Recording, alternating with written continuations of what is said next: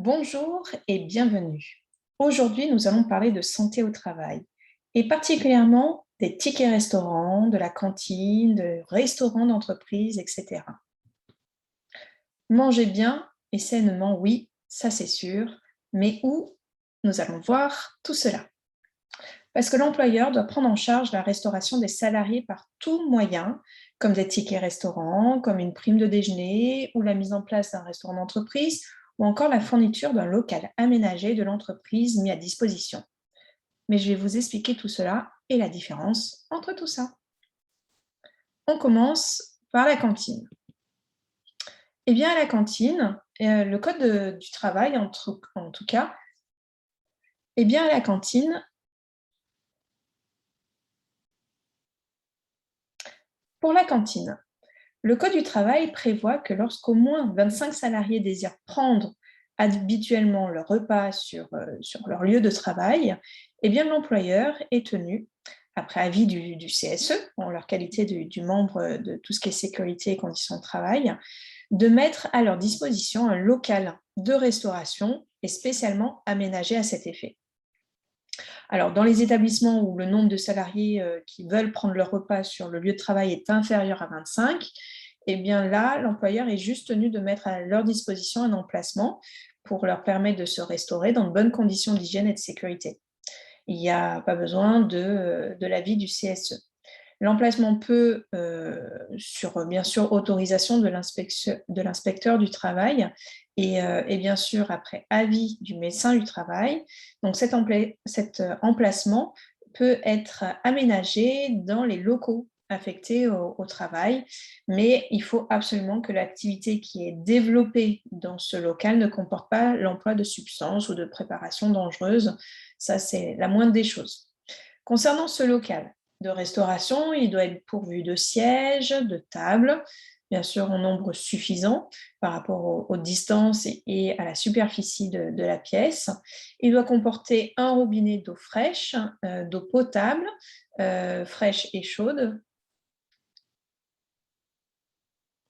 Il doit comporter un robinet d'eau potable, fraîche et chaude pour environ 10 usagers. C'est ce qui est noté dans le Code du travail.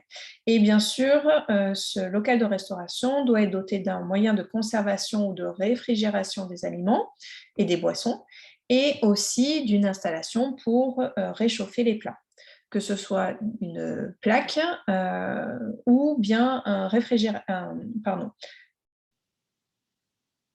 que ce soit une plaque ou un micro-ondes. Alors le plus, mais ça c'est à voir s'il y a un CSE, eh bien le CSE peut, dans le cadre de ses activités sociales et culturelles, acheter des micro-ondes ou des réfrigérateurs en plus, et ça peut être financé sur le budget des activités sociales et culturelles du CSE. Alors, après chaque repas, l'employeur doit veiller au nettoyage de ce local de restauration ainsi que de tous les équipements qui sont installés. Et le Code du travail interdit toute introduction de boissons alcoolisées sur le lieu de travail. Ça, nous le savons, mais dans le Code du travail, il y a des exceptions. L'exception, c'est le vin, la bière, le cidre et le poiré. Donc, ces boissons alcoolisées peuvent tout à fait être introduites dans l'entreprise. Voilà pour la cantine. En ce qui concerne le restaurant, alors le restaurant d'entreprise, eh bien sûr, sa création n'est pas obligatoire, hein, elle est laissée bien sûr, toujours à l'initiative de l'employeur et ou du CSE, parce que ça, le restaurant d'entreprise peut aussi être pris en charge par le CSE. Donc tous les salariés, quand il y a un restaurant d'entreprise, tous les salariés de l'entreprise ont bien sûr droit d'accès à ce restaurant. Qu'ils travaillent à temps complet, à temps partiel, qu'ils soient en CDD, en CDI, en intérim, bien sûr, ils ont droit à ce restaurant d'entreprise. Alors, le restaurant d'entreprise, ça peut être un self, ça peut être vraiment un restaurant avec une société de restauration qui apporte ou qui cuisine sur place. Ça dépend des entreprises et de la superficie, bien sûr, du local aménagé. Quoi qu'il en soit, L'aménagement des locaux qui sont destinés aux restaurants d'entreprise doit être vraiment effectué en respectant l'ensemble des règles de sécurité et d'hygiène qui sont applicables à tous les locaux de travail. Donc, il doit y avoir des extincteurs, il doit y avoir des aménagements de dégagement, il doit y avoir des affichages sur les consignes d'incendie. Donc, ça, c'est tout à fait à respecter, en plus de tout du reste.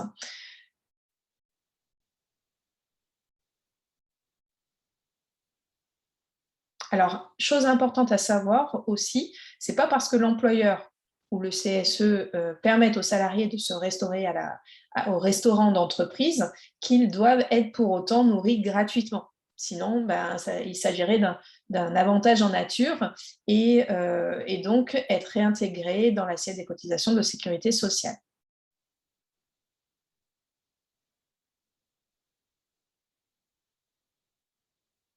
Alors, petit point juridique, l'administration fiscale tolère que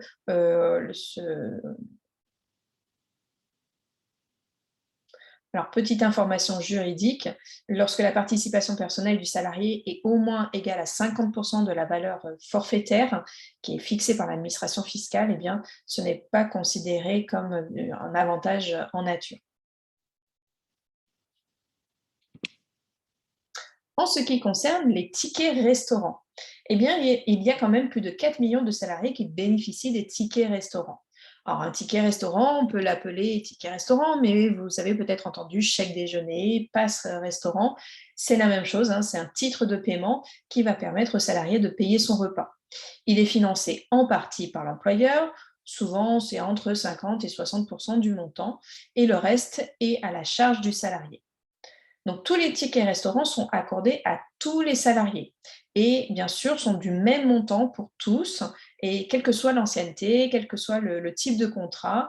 Donc ça, c'est une obligation. Et chaque salarié, bien sûr, a droit à un ticket restaurant par jour de présence. C'est comme ça que l'on calcule le nombre de tickets restaurants auxquels vous avez droit. C'est par jour de présence effective dans l'entreprise. Les salariés, bien sûr, à un temps partiel, peuvent en bénéficier que si un repas se situe entre deux plages de travail. S'ils ne travaillent par exemple que l'après-midi, eh bien forcément, ils n'auront pas droit au ticket restaurant. On a de plus en plus de télétravailleurs, et bien eux aussi ont les mêmes droits en la matière de tickets restaurant que les salariés qui travaillent dans les locaux.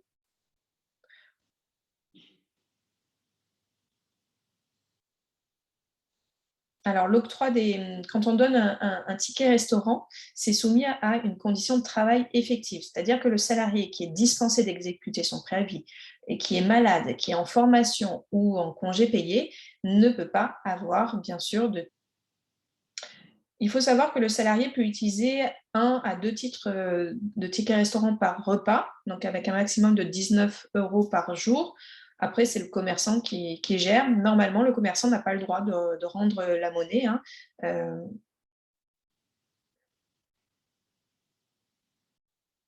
Après, c'est le commerçant qui accepte ou pas plus de tickets restaurant. Mais quoi qu'il arrive, quoi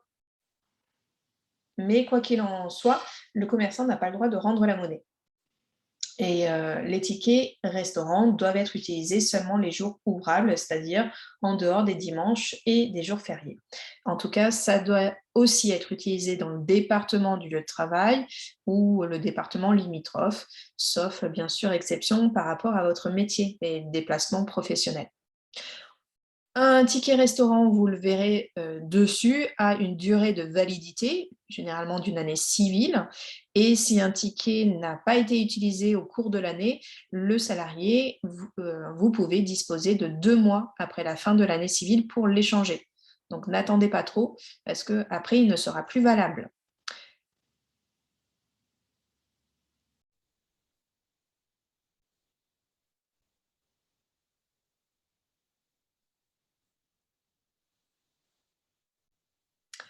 Voilà pour le ticket restaurant. Maintenant, la prime de panier ou panier repas. Eh bien, il faut savoir que la prime de panier, c'est une indemnité de repas qui est versée par l'employeur au salarié qui est en déplacement professionnel et qui est contraint de manger au restaurant parce qu'il ne peut pas rentrer chez lui. Donc, quand il est obligé de se restaurer ailleurs que chez lui, il a la prime de panier, c'est une indemnité de repas qui est versée à l'employeur,